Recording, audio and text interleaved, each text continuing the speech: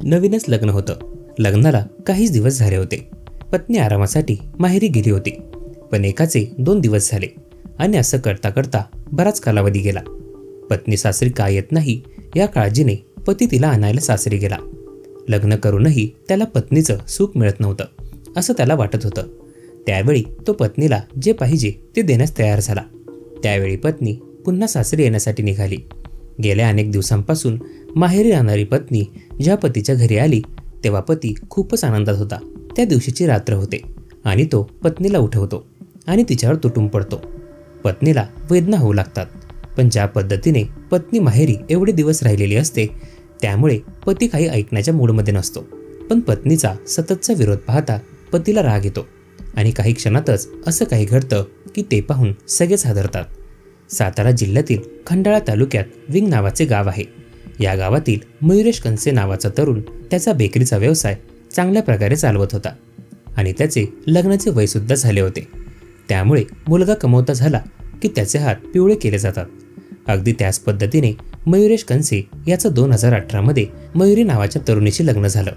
लग्न झाल्यानंतर मयुरीला ज्या पद्धतीचं सासर पाहिजे होतं ते तिला मिळालं नव्हतं. त्यामुळे तिने लग्न झाल्यानंतर सासरच्या घरी भांडणं करायला सुरुवात केली. नवीन लग्न झालं होतं त्यामुळे मयुरी असं वागत असेल असं सासरच्या लोकांना वाटत होतं. पती मयुरेशला देखील मयुरी पाहिजे तेवढा भाव देत नव्हती. त्यामुळे घरातील सर्व लोक मयुरीला नावं ठेवू लागली होती.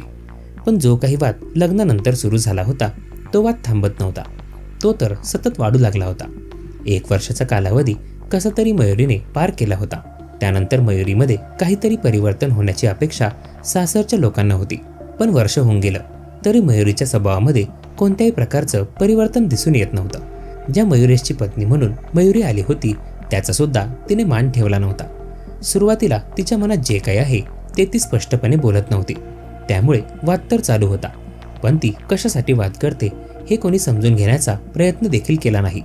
काही काळ निघून गेल्यानंतर मयुरीने एका बाळाला जन्म दिला. त्यामुळे आता तरी मयुरी शांत होईल असं सगळ्यांना वाटत होतं. तरी देखील तिच्या अंगातील नखरे कमी झाले नव्हते. त्यामुळे मयुरेशच्या जीवनात जो काही आनंद होता तो निघून गेला होता.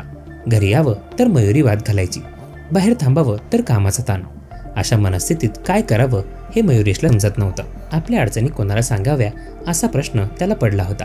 काही कालावधी निघून गेल्यानंतर मयुरीला वाटत होतं की मयुरेश हा तिच्या मनासारखं वागेल, तिच्या मनासारखं राहील. पण मयुरेश हा घरच्या लोकांना सोडणं शक्य नव्हतं. आता मूळ मुद्दा मयुरीच्या बाबतीत सर्वांना कळाला होता. मयुरीला वेगळं राहायचं होतं.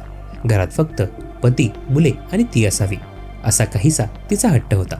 परंतु जेव्हा तिच्या लक्षात आलं की तिची गोष्ट पती समजून घ्यायला तयार नाही त्यावेळी ती माहेरी निघून गेली. माहेरी जात असताना ती तिच्या मुलाला सोबत घेऊन गेली. मयुरीला वाटत होतं की मयुरेश आपल्या अशा वागण्यामुळे समजून घेईल. पण मयुरेश हा शांत झाला होता. त्याला घरातील वाद आता नकोसे झाले होते. माहेरी मयुरी तिच्या मुलासह राहत होती. काही दिवस निघून गेल्यानंतर मयुरेशला मयुरीची आठवण येऊ लागली. लहान बाळाला घेऊन मयुरी गेली होती. पण कधी येणार हे तिने काही सांगितलं नव्हतं. पण तिच्या मनासारखं करायचं म्हणजे खर्च वाढणार होता. बेकरीचा व्यवसाय चांगला चालत असला तरी व्यवसायामध्ये चढ उतार येत असतात. त्यामुळे मयुरेशला वाटत होतं की आहे त्या परिस्थितीत मयुरी जर राहायला आली तर पैसा खेळता राहील. पण मयुरीला हे अजिबात मान्य नव्हतं. पत्नी सासरी येत नाही हे जेव्हा मयुरेशच्या लक्षात आलं तेव्हा त्याने विचार केला की आपण हे करतोय ते कोणासाठी करतोय. आपल्याला संसारात सुख मिळत नसेल तर जीवन जगण्याला काही अर्थ उरत नाही. त्यामुळे मयुरेश हा मयुरीला भेटण्यासाठी सासरवाडीत गेला. तेव्हा त्या ठिकाणी मयुरी आनंदात राहत असल्याचं त्याला चित्र दिसलं. मात्र मयुरेश याच्या डोक्यावर ताण वाढला होता. कारण मयुरीने त्याला स्पष्ट सांगितलं होतं की तुम्ही जर वेगळं राहणार असाल तरच मी सासरी येते, अन्यथा मी येणार नाही. त्यामुळे मयुरेश त्यातून काहीतरी मार्ग काढण्यासाठी पुन्हा त्याच्या गावाकडे आला. घरातील सर्व लोकांसोबत त्याचं सविस्तर बोलणं झालं आणि पत्नीच्या सुखासाठी मयुरेशने त्याच्या घराजवळच एक फ्लॅट भाड्याने घेतला. पतीने फ्लॅट भाड्याने घेतल्याचं कळताच मयुरी तिच्या मुलाला घेऊन सासरी पुन्हा राहायला आली. आता तिला नवीन घरात राहण्याचा आनंद वाटू लागला होता. सासरच्या लोकांच्या त्रासापासून तिला मुक्ती मिळाल्याने तिच्या चेहऱ्यावर आनंद स्पष्टपणे दिसत होता. आता संसार चांगल्या पद्धतीने फुलवायचा असं मयुरीच्या डोक्यात विचार येऊ लागले होते. मात्र घरच्या लोकांना सोडून आपण वेगळं राहत असल्याची खंत मयुरेशच्या वागण्यात स्पष्ट दिसत होती.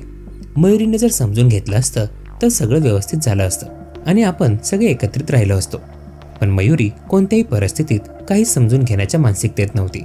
तिला तिच्या संसारात कोणाचीही लुडबुड नको होती. त्यामुळे तिने अशा प्रकारे सर्व काही घडवून आणलं होतं. फ्लॅटमध्ये राहण्यासाठी गेल्यानंतर 3-4 महिन्यांचा कालावधी उलटला. मयुरी ही आता मनाची मालकीण झाली होती. त्यामुळे तिला पाहिजे तेव्हा ती माहेरी जायची आणि सासरी यायची. एक दिवस पुन्हा तसाच प्रसंग आला.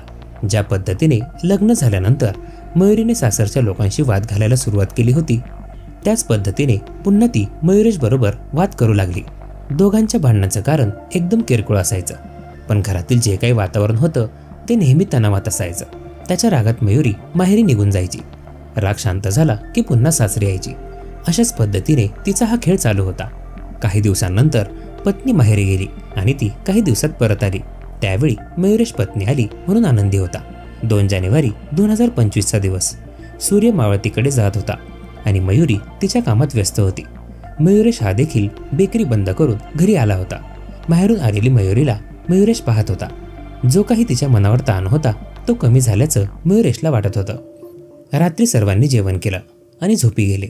तेव्हा मध्यरात्रीच्या सुमारास मयुरेश उठला. त्यावेळी त्याने मयुरीला देखील उठवलं.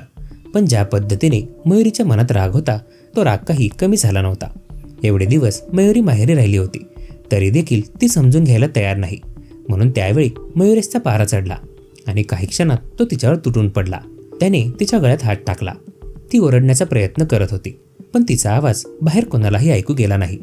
काही वेळात मयुरेशने विशाल कंसे नावाच्या तरुणाला फोन केला.